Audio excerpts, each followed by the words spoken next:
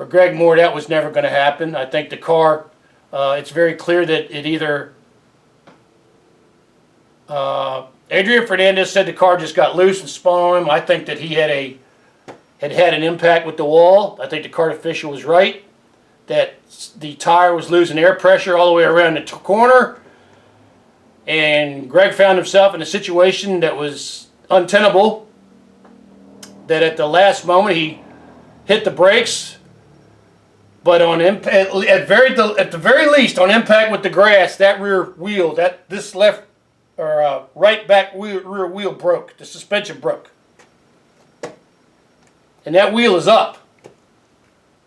And he's actually, I mean, it would also follow that if the suspension broke as soon as it hit the grass, it's a good reason why when you look at the track and you look at the tire marks and you see where what you see is, here's the access road.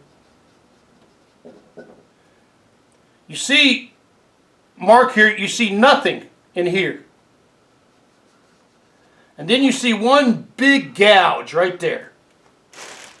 And I was looking at that, I was thinking, man, that must be the tire, because that's what we saw over here with Hearns. I don't think so. I think that was actually, this tire was up.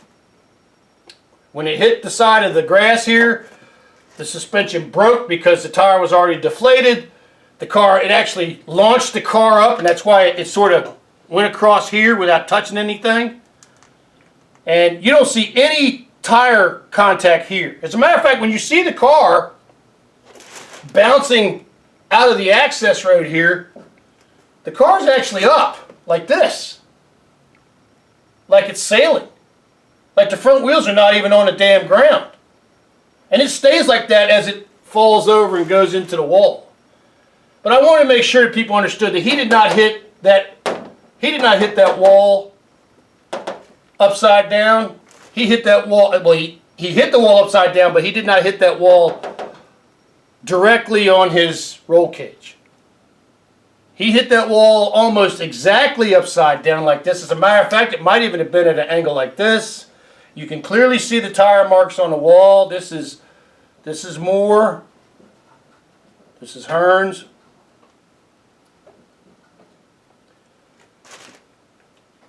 And this whole damn thing makes me mad, because just tell us the damn truth.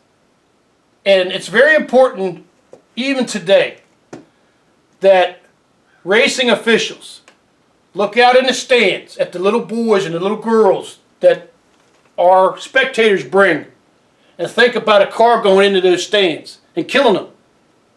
And says to one of the brightest stars in their racing series, look, your day is over, pal. You're not racing today. You're not getting into that car. God bless you. You'll have another chance to win $1 million next year. But you're not getting into that car, because I'm not going to have you wreck and go off in the stands. And that's how CART failed Greg Moore. His hand was destroyed. And they drugged him up. They put a brace on it. They put appliances on the steering wheel, and they sent him out on the track. And they killed him. CART essentially killed it.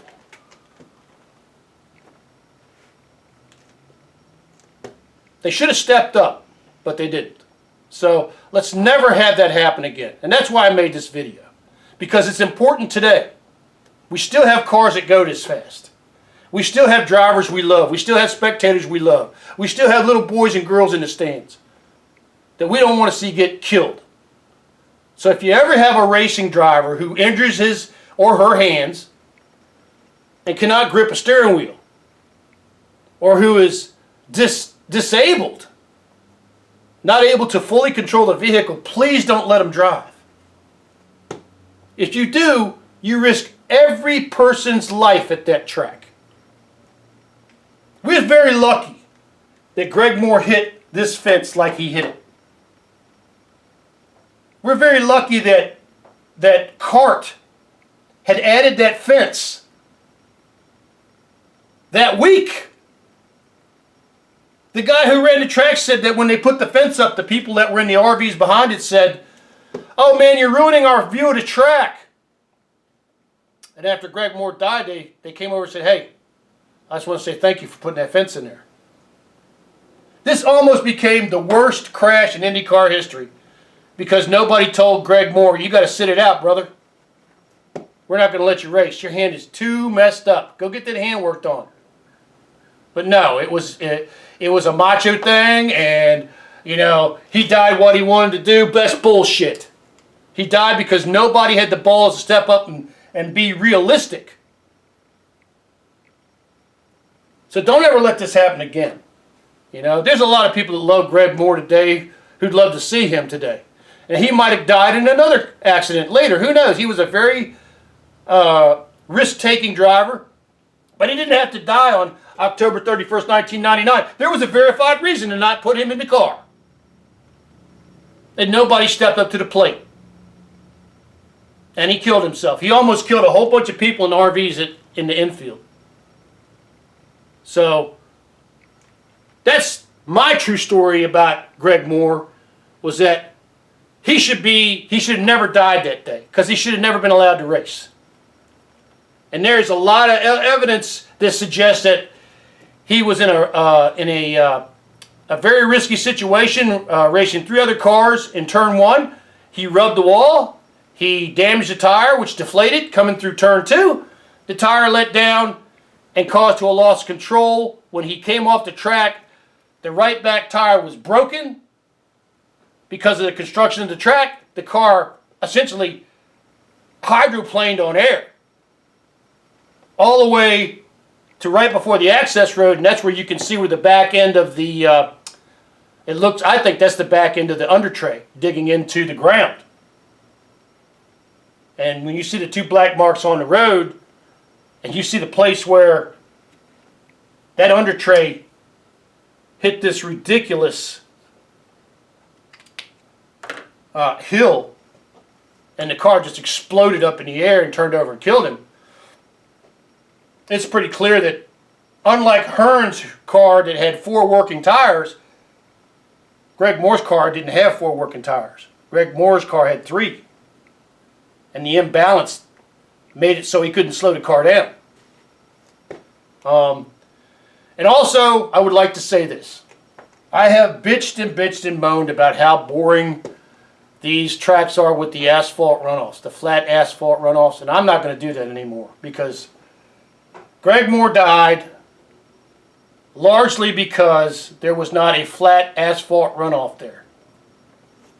So I just want to say thank you to all the racetracks who have runoffs that are nice and flat, that allow our racers to actually apply the brakes and let the tires tear themselves to bits and slow them down. But please, please, please, whenever you have a driver that has a broken 4th metatarsal in their hand, it's poking out the hand, he's got abrasions on his fingers, he's got a big swollen bruise here, and he's got this huge contusion, weird looking thing going on in his hand here, and he can only race with 2 fingers. Take him out of the race. Tell him his race is over. Okay?